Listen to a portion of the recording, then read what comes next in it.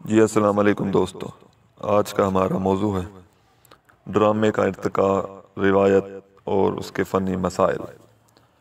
ڈرامے کا لفظ ڈراؤ سے نکلا ہے، جس کے معنی ہے کچھ کر کے دکھانا۔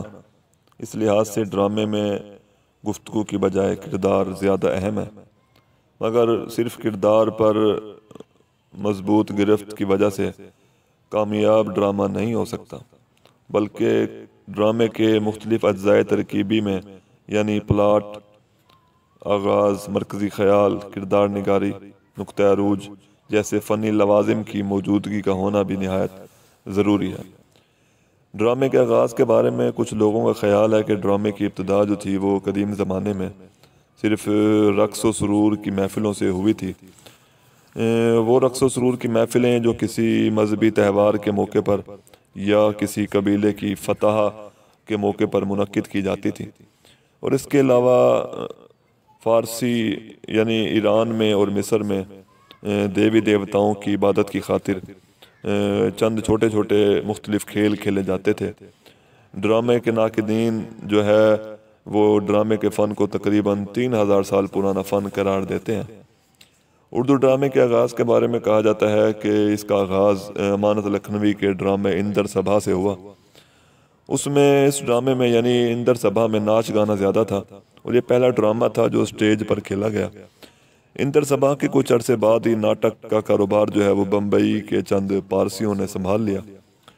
انہوں نے تھیٹر کی خدمت تو کی، مگر وہ اس میں کچھ اضافہ نہ کر سکے، اور اس زمانے کے جو پارسی ڈرامے تھے ان میں فن کی خدمت کا جذبہ جو تھا وہ کم تھا، کیونکہ ان کا مقصد جو تھا وہ صرف تجارت تھا۔ اس دور میں بنگال بھی جو ہے وہ اردو تھیٹر کی ترویج اور ترقی کا ایک مرکز تھا۔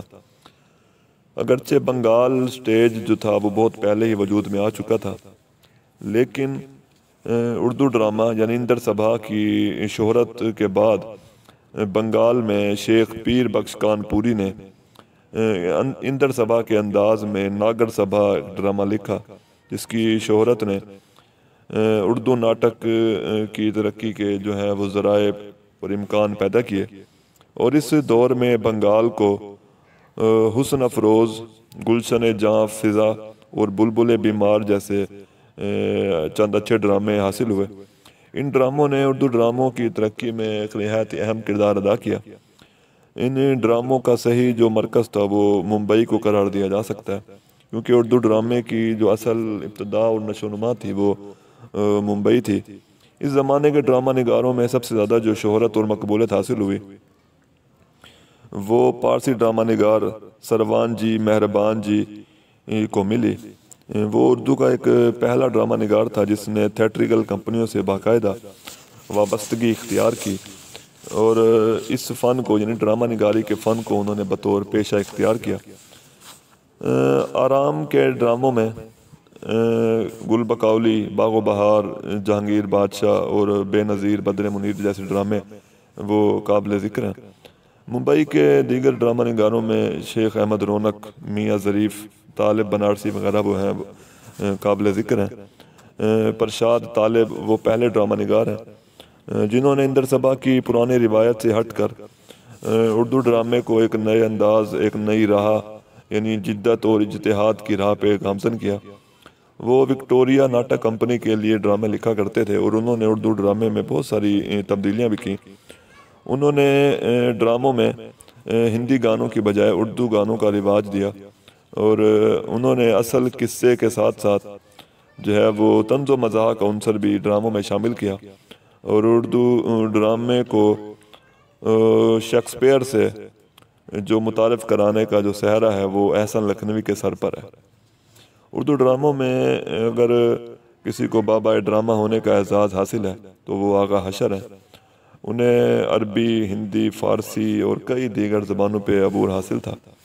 شعر و شاعری سے بھی لگاؤ تھا۔ جب ان کے والدین جو تھے وہ بنارس چلے گئے تو انہوں نے پہلی مرتبہ ڈرامہ لکھا اور ڈرامہ دیکھا، اور وہ گھر سے بھاگ کے وہ بمبئی آ گئے اور ایک ڈرامہ بنانے والی کمپنی، تھیٹریکل کمپنی سے وابستہ ہو گئے۔ انہوں نے اردو ڈرامے کو جو ہے وہ مغربی انداز سے یعنی تمثیلی انداز سے روشناس کرایا۔ انہوں نے ڈرامے کو تماشائیوں کی پسند کے اور ذوق کے مطابق پیش کرنے کی کوشش کی۔ حکیم احمد شجاع کو اردو ڈرامے میں ایک خاص مقام و مرتبہ حاصل ہے۔ وہ ریڈیو، ٹیلی ویژن اور اسٹیج فلم کے ایک نامور ڈرامہ نگار تھے۔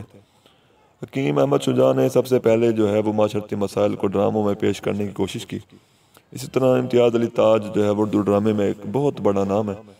انہوں نے کئی یادگار ڈرامے لکھے، مگر انارکلی کو بے انتہا مقبولیت اور شہرت حاصل ہوئی، اور انارکلی کو جدید اردو ڈرامے کا ہم آغاز بھی کہہ سکتے ہیں۔ اگرچہ اگر وہ کہتے ہیں کہ انارکلی کے بارے کے علاوہ، اگر امتیاز علی تاج انارکلی کے علاوہ کوئی ڈرامہ نہ لکھتے اور ایک لفظ بھی تحریر نہ کرتے، تب بھی ان کی شہرت میں فرق نہ آتا۔ آغا حشر کے بقول میں سمجھتا تھا کہ حشر کے بعد ڈرامہ ختم ہو جائے گا، لیکن اردو ڈرامے کی بہار کے دن تو اب آ رہے ہیں۔ تو حکیم احمد شجاع امتیاز علی تاج کی وجہ سے اردو ڈرامے کا ایک جدید دور شروع ہوا، اور ڈرامے میں جو ہے وہ تکنیک اور موضوع کے اعتبار سے کئی تبدیلیاں رونما ہوئیں۔ اگر ڈرامے کے فنی لوازمات کے بارے میں بات کریں تو بلا شبہ اردو ڈرامے کا آغاز جو ہے وہ انگریزی ڈرامے کے زیر اثر ہی ہوا۔ اس کے علاوہ جو قدیم سنسکرت ڈرامے اور ہندی رسمیں تھیں، اس کے علاوہ سوانگ اور نقلیں تھیں، ان کا بھی اردو ڈرامے پر اثر ہوا، اور اردو ڈرامے کے اسٹیج کے ساتھ ساتھ پردے کا استعمال، نشستوں کا تعین، پارٹوں کی تقسیم اور ایکٹرز کے جو لباس تھے، یہ سب جو ہے انگریزی سٹیج کی طرز پر ہے۔ اسی لیے کہا جاتا ہے کہ اردو ڈرامے نے جو ہے وہ انگریزی ڈرامے سے جو ہے وہ جنم لیا ہے۔ ڈرامہ اپنی تعمیر اور تشکیل کے لیے ایک علیحدہ قسم کی شکل اور حیت کا تقاضا کرتا ہے۔ اس کی جو حیت اور شکل ہے وہ دوسرے جو فنی اصناف ہیں ان سے بہت زیادہ مختلف ہے۔ ادب کا ظہور و ابلاغ جو ہے وہ الفاظ سے کیا جاتا ہے، مگر ڈرامہ ایک ایسی چیز ہے جس کے مختلف اجزاء اور اس کی ترکیب ہے، جسے ہم تھیٹر بھی کہتے ہیں۔ تھیٹر دراصل ان تمام وسائل کا ایک مجموعہ ہے جن کے ذریعے سے ہم ڈرامے کو جو ہے وہ عملی طور پر پیش کر کے دکھا سکتے ہیں۔ ان وسائل میں تماشائی، اداکار اور اسٹیج جو ہے وہ نہایت ہی قابل ذکر ہے۔ فنی لحاظ سے جو ہے ڈرامے میں ہم مکالمہ نگاری، کردار نگاری، پلاٹ یا منظر نگاری کو نظر انداز نہیں کر سکتے، اور جہاں تک ڈرامے کے فنی اصول و ضوابط کی بات کی جائے تو اس میں جو ہے وہ ماحول اور زمانے کے علاوہ اسٹیج بھی نہایت اہم ہے۔ اسٹیج نے ہمیشہ ڈرامے کو متاثر کیا ہے۔ اگر ہم اسٹیج کو بدل دیں تو ڈرامے کی جو حیت اور ماہیت ہے اور شکل و صورت ہے وہ یکسر بدل جائے گی۔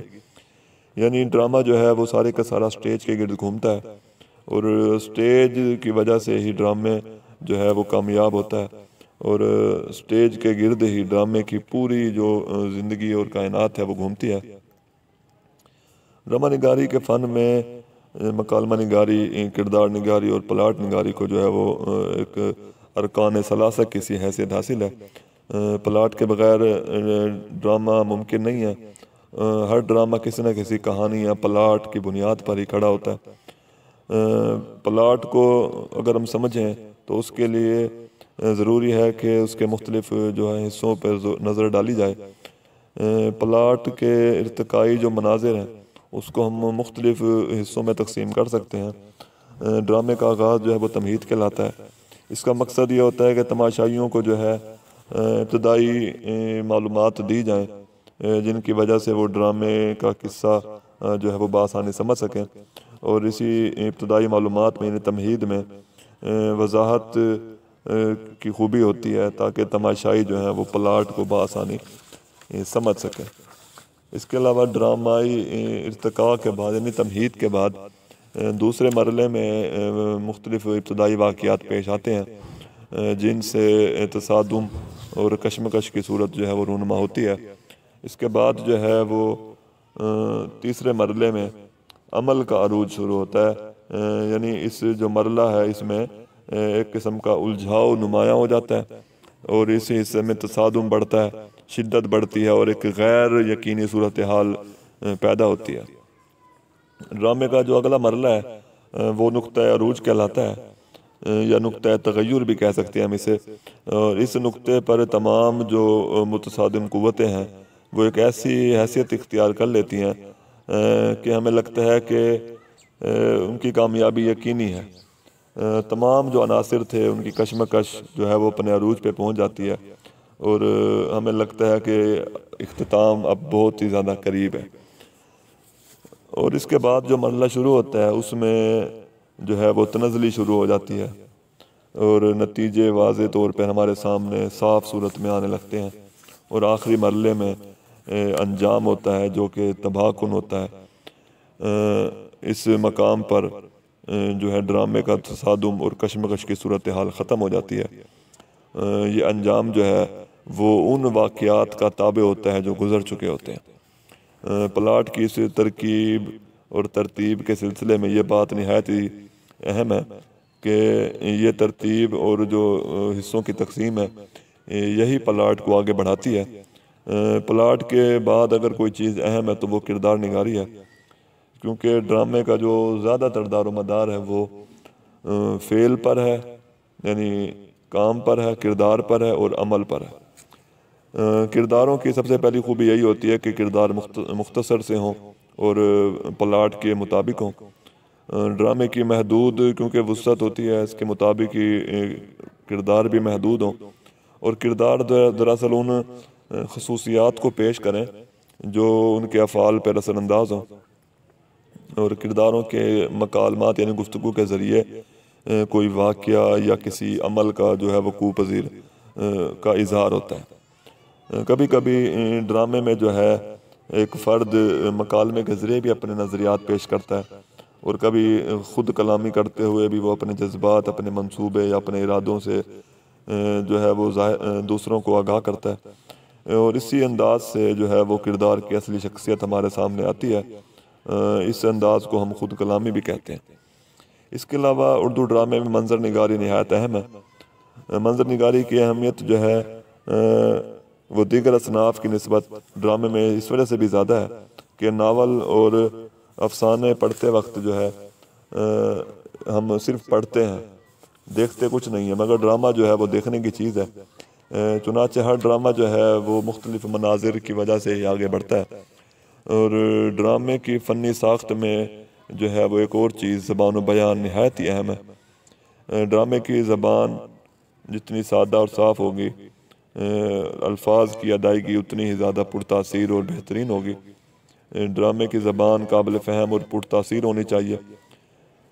ڈرامے کی زبان سے واقف ہوتے ہوئے ناظرین لطف اندوز نہیں ہو سکتے، اس لیے زبان جو ہے نہایت سادہ ہو، صاف ہو، اور وہ اپنے معاشرے کی مکمل منظر کشی بھی کرتی ہو۔ زبان میں مختلف جو کردار ہیں ان کے مقام و مرتبے کا بھی خیال رکھا جائے، اور ڈرامائی تکنیک میں ہمیشہ مختصر نویسی یعنی اختصار نویسی اور ایجاز کو نہایت اہم مقام حاصل ہے۔ ڈرامہ نگار یعنی ہر وہ چیز جو ہے ڈرامے سے نکال دے جو کہ غیر اہم ہے، اور صرف ضروری اور اہم واقعات اور حالات کو وہ اپنے ڈرامے میں پیش کرے۔ ڈرامے کی ایک خوبی یہ ہے کہ ڈرامہ جو ہے وحدت تاثر، وحدت زمان، مکان اور عمل کی پابندیوں کی وجہ سے ہی ڈرامہ جو ہے ہوتا ہے، اور ڈرامے میں ایک وحدت تاثر پیدا ہوتا ہے۔ ڈرامے کی بنیاد جو ہے وہ ٹکراؤ اور تصادم پر ہے۔ اس میں مختلف طاقتیں، مختلف کردار آپس میں ٹکراؤ کی طرف بڑھتے ہیں، کشمکش ہوتی ہے، اور تصادم کا جو منطقی انجام ہے وہ ڈرامے کا آخرکار اختتام بن جاتا ہے۔ یہ تصادم جو ہے مختلف حالتوں میں ہوتا ہے، کبھی مظلوم اور ظالم کے درمیان، کبھی اعلیٰ و ادنیٰ کے درمیان، کبھی امیر و غریب کے درمیان، کبھی نیکی اور برائی کے درمیان، اور کبھی ہیرو اور ویلن کے درمیان یہ تصادم ہوتا ہے۔ ڈرامے میں جو کچھ دکھایا جا رہا ہے اگر اس میں ربط نہیں ہے تو ڈرامہ جو ہے وہ ناظرین کی سمجھ سے باہر ہو جائے گا، اس میں ابلاغ نہیں ہوگا۔ ڈرامے میں ایک تسلسل و ربط ہونا چاہیے، اور تجسس اور دلچسپی کا ہونا بھی نہایت ضروری ہے۔ ڈرامے کو ہم مختلف اقسام میں تقسیم کر سکتے ہیں، ایک تربیہ ڈرامہ اور ایک علمیہ ڈرامہ۔ علمیہ یا حزنیہ غمگین کر دینے والے واقعات پہ مشتمل ایک ڈرامہ ہوتا ہے. اس کے کردار سنجیدہ ہوتے ہیں اور ان کا تعلق جو ہے وہ اعلیٰ طبقے سے ہوتا ہے، بالائی طبقے سے ہوتا ہے، اور تربیہ کا تعلق جو ہے وہ ہمیشہ نچلے طبقے سے اور غریب طبقے سے ہوتا ہے. یہ ڈرامہ تماشائیوں میں جوش و خروش، خوشی اور مسرت کے جذبات کو بڑھاتا ہے. اس ڈرامے کا انجام جو ہے وہ کامیابی اور کامرانی پر ہوتا ہے. شکریہ.